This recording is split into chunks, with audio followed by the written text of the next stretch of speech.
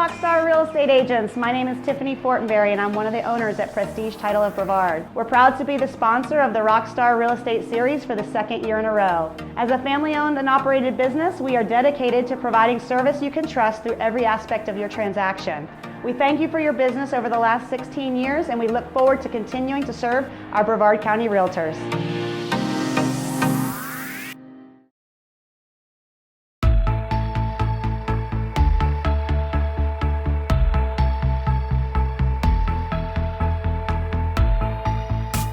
Alrighty, let's get rolling here.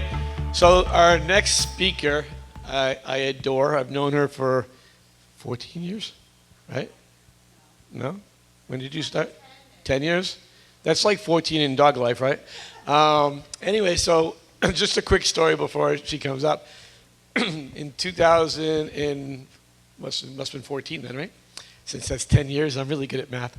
Let me get my calculator out real quick. Hold on a second. So we had an office in Indy Atlantic. This is when I owned Tropical Realty, and I love the sign. And so anyways, here comes in this girl bopping in, little baby in tow. I think we had Joanne and Debbie. Joanne and Debbie were in the office, and she's like, "I want a job. I want to be a realtor." And I'm like, "Okay." And we talked, and I just fell in love with her immediately. Her energy was so awesome. Her personality was so good.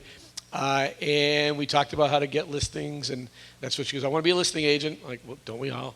And she did. And so she's here to share her story. Come on up, please.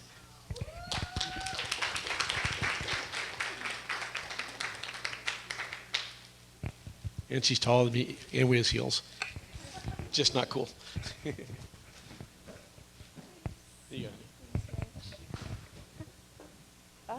Good afternoon. Oh, this is nerve-wracking. I don't know. What button do I press? So you're just going to press that button. Okay.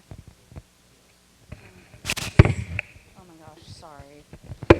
All right, well, this is really nerve-wracking. Like, everyone's looking at me like I'm going to give you answers on how to be successful, and that's really actually pretty invigorating and awesome. And thanks, Corinne. And I have one set of eyes on me that depends on me for everything else that you guys are looking for is the answers. So I hope that I can give you something to walk away with today, because then I make my little boy proud, and that's what truly matters to me. So what I want to get into is door knocking and how fearful it can be when you're just going up to random strangers and going to knock on their doors.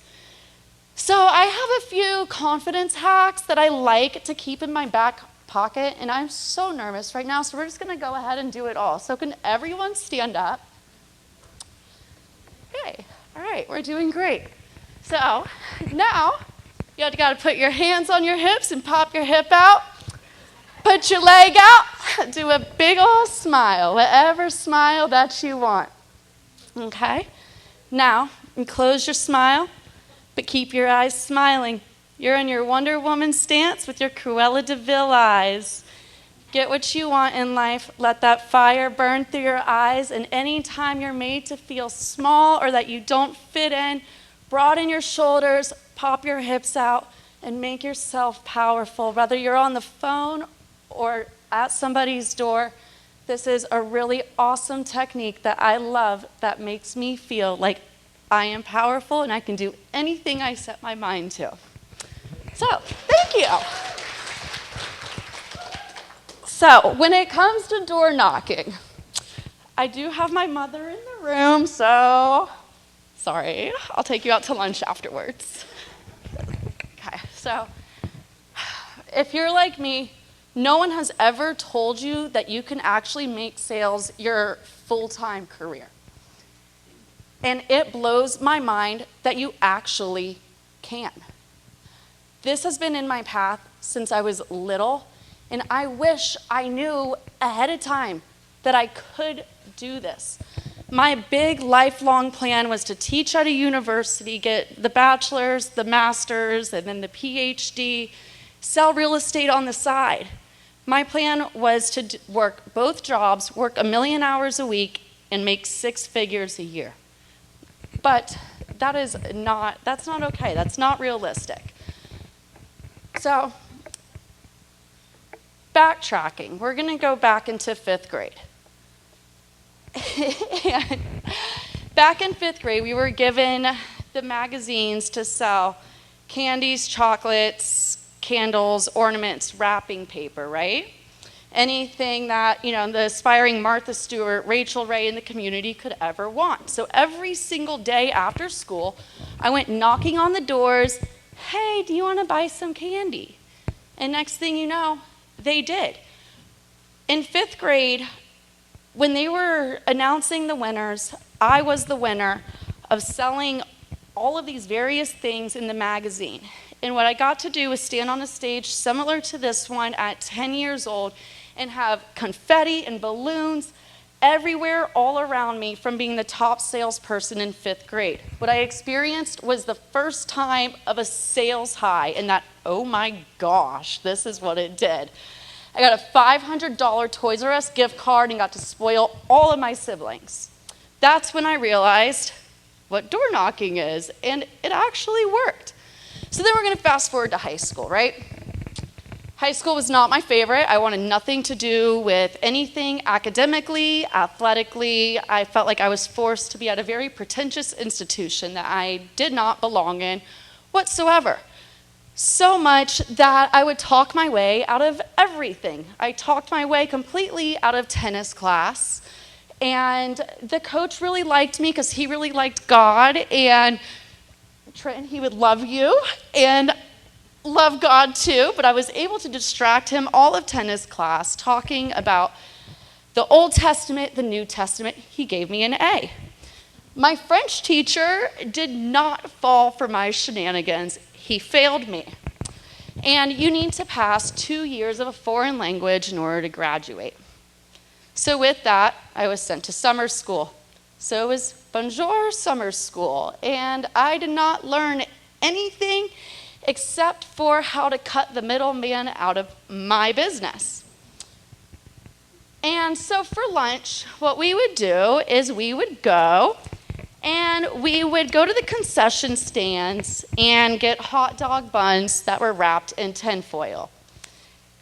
So we would pay our $3, get the hot dog bun wrapped in tinfoil, walk over to the gentleman on the grill, get the hot dog in, bada bing, bada boom, you got a hot dog for lunch. $3. Well, what I learned is I can buy the whole kit for $3 and go sell them for $2 under the bleachers. So that's what I did. I sold hot dogs in summer school and was able to save up enough money to get my first car. My first car was amazing. 2 12s, 16 amps subs in the back. And so if you couldn't see me, you could hear me. And I was also really fast. So then I got a speeding ticket in high school. No money to pay for these things. So I sold candy. Got out of the speeding ticket. All of this to say is that the confetti, the balloons in 5th grade, that was the closing day. The hot dogs and the candy, that was the means to an end to get to closing. So that's how I look at door knocking. The door knocking is the hot dogs and the candy to get to the confetti. So now what I'm going to do is something that I was not given, is the door knocking 101 playbook. Okay, so the numbers didn't really line up right, so we're just going to roll with it. This is the 3 criteria when you're picking a neighborhood to door knock, okay? You want it to hit the 5 Ds of real estate. Those are your divorces, your diapers, diamonds, death, downsizing. You want it to be in a very transitory neighborhood. Those are going to be your neighborhoods from 250 to 350. Now we're going to be specific here. You're looking at your neighborhoods off of Fisk, Exora Park, Sherwood, anything really off of O'Galley, Mitten, Emerson, any of the first-time home buyer neighborhoods. Stop it. So any of your first-time home buyer neighborhoods, People that are buying their first home, because then eventually, they are going to upsize. They're going to have babies. They're going to get a divorce. People will die in the family. So these are what you call your very transitory neighborhoods.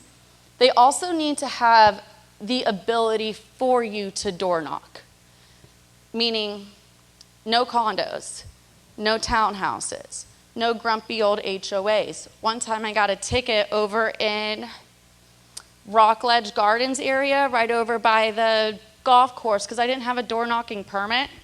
So it is a thing. I did get out of that ticket too, though. So I didn't really get a ticket. I was threatened with one, I guess. But it can happen. And so, all right.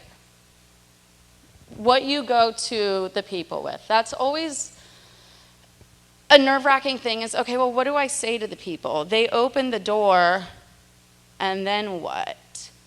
It's always nice to have something in hand. It's always nice to have a clutch to fall back on. So what you're going to do is you're going to create a newsletter. This can be something, not even a full-on newsletter. It doesn't even need to be front and back. Save yourself the marketing expense. You can do a half sheet on an 8.5 by 11, and these are the 4 things that you're going to put on that newsletter. You're going to put your just solds and your actives. Everything that is just sold in the neighborhood, everything that is active in the neighborhood. What you're going to list, the details you're going to provide are going to be your bedrooms, your bathrooms, and your square footage. You're never going to include the price. Why? Does anyone know? Yes. You have to give them a reason to call you. If they give them everything, then what do they need you for? One of the most important things is your call to action. That's going to be reach out for an equity report. Reach out to find out what the value of your home is. If you have a fancy website that can lead generate with a QR code as a landing page to capture their information, that's wonderful. Even if they don't leave all of their info, their address is really all you need, because now you have a direct address to market to them. You always want to make sure that you are consistently branding the same piece over and over and over again. And we have things like, Canva and Etsy. So it's not like you have to, you don't have to design the wheel. All the work is done for you. This is really important so you can build your brand where people can identify you. Sports Illustrated, Vanity Fair, Elle Magazine, Cosmopolitan, you know who they are just by their logos, the images, their colors. So the consistent branding, layout, and formatting, keep it consistent across the board. Okay, now this is the fun part, is when you actually get to begin knocking on doors. One thing that I do love to do, and I still do this all the time for listing appointments, is I go and I preview the properties that are right there within the neighborhood. What that allows me to do is when I'm knocking on somebody's door, talking to them, and they are encouraging conversation back and forth with me, I can say, oh yeah, I saw the house 2 doors down for you. They're on the market for $285, but I see that you have white shakers. Your home looks like it might be worth a little bit more than your neighbor's house. What do you think your home is worth? So when you're able to preview the properties right in that same area, it gives you talking points. What you're doing is you're establishing yourself as that neighborhood marketing expert. Even if it's the first time you're in their neighborhood, they don't always need to know that. The 4 things that you want to find out is Ford. It should say Chevy, but we're going to work with Ford. So what you want to find out is about their family, their occupation, recreation, what they do for fun, and their dreams. When it comes to the family, I'm going to use my own mother as an example. We have a newborn baby in the family, not mine, but she's in the middle of St. Cloud. The newborn is in Orlando. We're out here in Melbourne. she definitely wants to go out to Orlando. But just by that conversation of opening up, I'll bring mine with me because it's that good scapegoat of talking about children. So it's you find out what they love, what they care about. Okay, you have a newborn baby. Are you thinking about getting closer to your newborn baby? Or their occupation? Are they getting ready to retire? Are they up next for a promotion? I have one of my clients, I love it. He works with Verizon. He gets promoted every few years. And of course, I'm like, oh, congratulations, where's next? And even if he's traveling throughout the state, I'm always able to send him to referrals. Their recreation, what do they like? Interestingly enough, we sold a house out in Titusville. He's a swimmer, just a regular swimmer in a swimming pool. And the YMCA shut down in Titusville, so he didn't have a swimming pool to go in anymore. So he wanted to be closer to Vieira. Interesting enough, I was blown away. I was like, okay, this is a thing. Let's get you to that pool. Yes, they have great lap pools, and I heard it's heated and it's indoors. Let's go. Find out what their dreams are. Do they want to travel the world? Are they stuck in a single family home and they want to be able to take off and go to Belize or Europe whenever they want, and they need to be able to turn the key and walk out of there? You always want to find out the Ford. This is not something that's always done on the first time either. So consistency is really key. There's one neighborhood in Palm Bay that I have been door knocking since I very first started in real estate. They were a random realtor.com lead when those leads would happen. They were a buyer, sold them this house in Palm Bay. I went and door knocked that whole neighborhood of 30 doors. I kept on knocking it. Hey, I just got this house under contract. I was the buyer's agent. Just got this house under contract. And then they closed. Hey, I just sold this house. Are you thinking about selling? Where are you at? And of course they say things of, oh, what did you guys sell for? And then you go on and you make the story so much more sensational and fantastic than what you could. It was a 3-bedroom, 2-bathroom, vaulted ceilings, painted periwinkle blue with a free-forming pool and a cool deck with a bird cage. You helped me write that narrative. You remember? Yeah. So then you take one of these things and you spin it off and you build on it and build on it. So then the next time you go knock on the door and you're saying, hey, Betty and Dave absolutely love your neighborhood. I have other people that would also love to live here. Have you had any thoughts of selling? Typically when one house sells in a neighborhood, 3 others follow. This neighborhood, again, was 30 houses. It was a random block off of Emerson in Palm Bay. Sold that one house. I've been able to door knock that neighborhood so consistently that I am the top agent right in that one small block, so much that I've got a closing on Friday with somebody that I met 10 years ago, just from knocking on doors. He's an older Vietnam vet. When COVID hit, I called him, hey, Mr. Cowie, is there anything I can get for you? Can I just get you a case of water? And it's the money comes once you are doing right by people, always.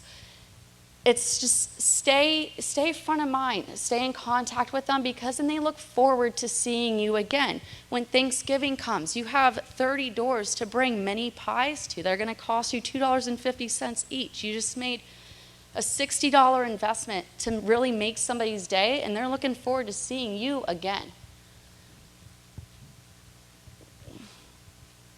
This is your task for this, okay? So you wanna pick a neighborhood. And you want to be consistent with this one neighborhood. Do not start saying, I want to door knock this neighborhood, and then you get bored because you haven't seen anything yet. That's okay. Stay consistent with it. Honestly, I would stay probably 5 times at least. And you'll start to feel, are these your people? If you're not a golfer, don't go to a golf course community. You know, if you're not into four-wheelers and dirt bikes and horses, don't go to those communities. Go to the areas that make sense for you. Pick your newsletter, or pick your neighborhood, create your newsletter. Again, a template that you use all the time. You're going to want to time block your time, and you're going to want to take it very seriously. I am door knocking this neighborhood for 2 hours. To be honest, it doesn't matter what time you go as long as you are going. There are different tricks to the trade that you can do. Beachside, for example, high engineer community. We know that we have every other Friday off. There's a lot of stay-at-home moms, people that work from home. Those are great. If you're in an area where it's, service industry based, maybe not during the day so much, but again, you just want to get into the habit of doing it, and then you can refine the skills. Do the work first. The competency will come along with it. Make sure you follow up. One of our biggest secrets to the business is our handwritten letters. I'm going to look into what you provided, though. That was cool. So every single person, if they open the door and say hi and slam the door in your face, hey, it was so good seeing you. Please call me if you need anything at all. And who cares? It may have been 50 cents that you wasted on the postage, but big deal. Always make yourself known. Do not be a turn and burn, a one-time and done kind of agent. Repeat this monthly. The business will follow. The biggest thing that I run into with running a team and, talking with other agents is a lack of confidence I just don't feel like it. I'm nervous. I hear dogs a lot as an excuse. Like, trust me, they do not want your dog to bite you. Like, I have a very vicious dog. I don't want her to bite you because then I'm worried about my dog and what happens to her. I hope that your leg's okay. So, you can't use dogs as an excuse. You can't use it's hot as an excuse. Like, we know we're in Florida. You've got to get out and do it. And what happens is there's a loop between your confidence and your competency. The more you get into the habit of doing things, the more confident you become in them, and it just becomes second nature to you. This is everything from knocking on doors to cold calling to even talking to somebody that you may be interested in. It's always that barrier of, okay, let's get past the first step, and then you will build your confidence over time. Anytime I told you that I'm feeling weak, I do my hands on my hips, I do my hip popping out, and I get into my mode. I do my Wonder Woman stance, my Cruella de Vil eyes, not in a negative way. She's just very passionate. Okay, if you've seen the movie, it's wonderful. And I also get into my Barbie delusional world that anything is possible. And it really is. If you just believe in yourself and believe that you can do it. Door knocking is the least expensive lead generation activity that you can get into. It costs you the price of printing out a newsletter that you can replicate. You don't have to take the time to redesign it all the time, and you can even cut it in half so it is a note card fitting. It's just on you. And if you can't come face to face with somebody at their door, how are you going to get in their door to sell their house? So, there you go. So, you're scared?